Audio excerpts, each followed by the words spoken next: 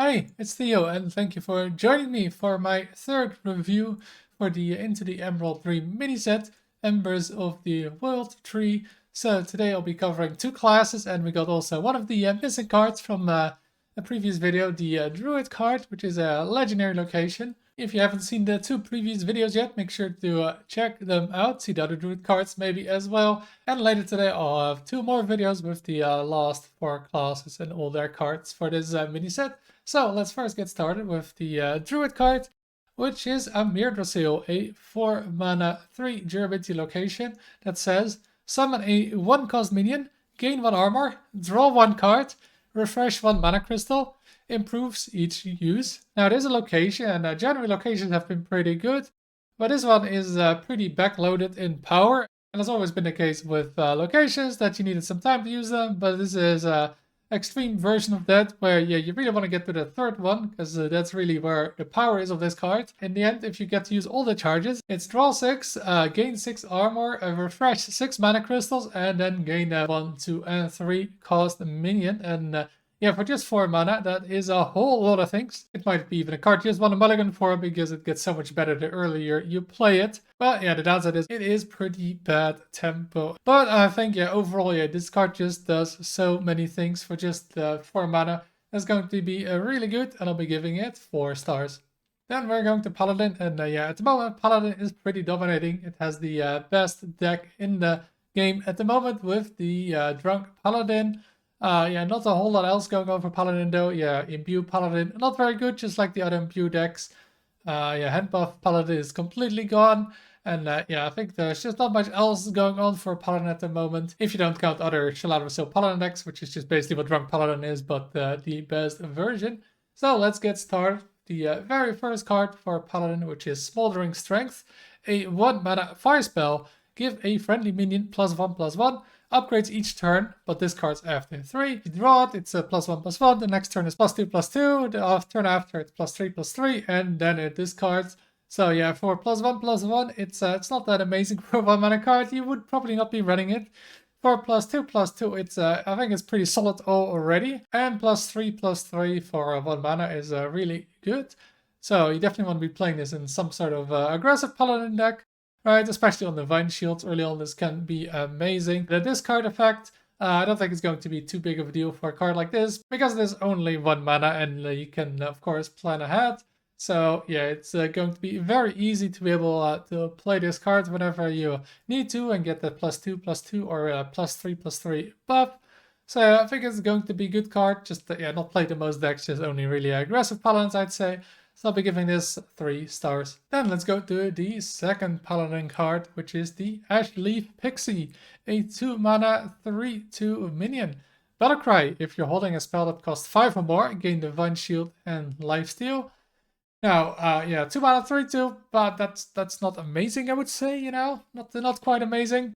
But yeah, with a Divine Shield and Lifesteal, that would be a pretty good minion. But yeah, you need to hold a card that costs, or a spell that costs 5 or more. And yeah, that is a pretty big requirement for a card like this. Like, obviously, there's some cards being played right in Paladin, like that Sea Shanty or Shaladrasil, which are cards you really want for a card like this, but generally, you're not really gonna mulligan for them, right? So yeah, it's unlikely you're going to have one of those on turn 2, and even then, it's just too much of a requirement to make it work. You just don't consistently enough get a spell that costs 5 or more. And yeah, you need to basically play this on turn 2 almost for it to be worth running. And yeah, I don't think that's ever gonna consistently happen for this card. So I'll be giving it 1 star. And while I did just say there is not going to be a lot of big spells for Paladin, we do have one new big spell for Paladin that card could use. And that is the Searing Reflection, a 7 mana fire spell. Draw a minion. Summon an 8/8 copy of it with Divine Shield.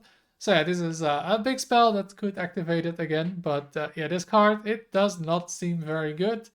I looked at all the Paladin cards you can have, and yeah, there's not a whole lot of cards you want to actually summon with this. 8/8 Divine Shield of just a vanilla 8/8. That is not worth running a 7 mana card for.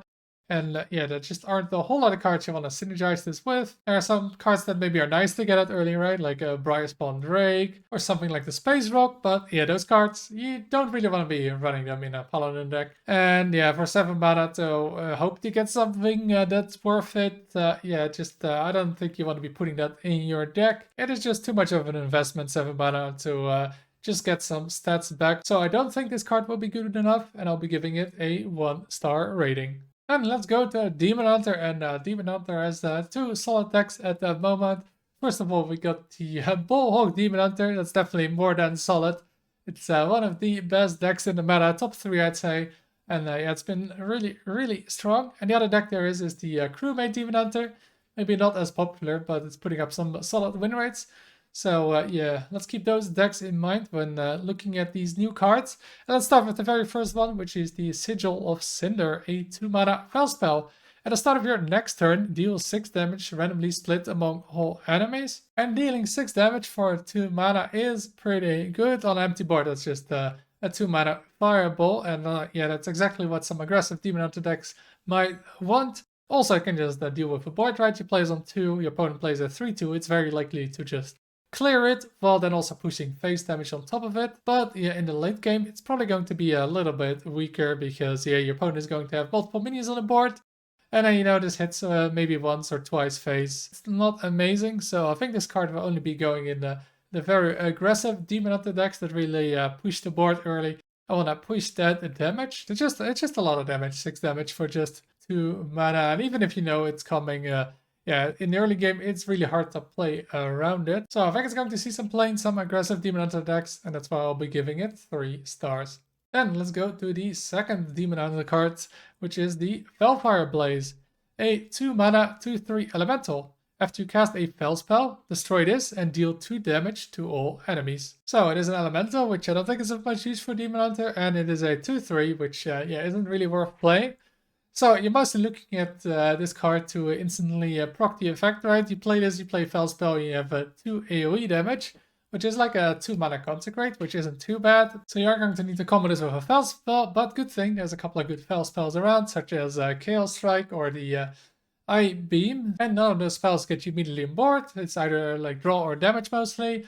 So yeah, you're not really gaining much tempo while needing another card to work. I feel like, yeah, that's often just going to be a little bit clunky, right? You want to play this for 2 mana and then maybe develop the board. Then yeah, you also have to play a Fel spell to make it work. So I don't think it's always going to see play, but I think in the right meta, in the right deck with a lot of Fel spells, this might see some play. So I'll be giving it 2 stars.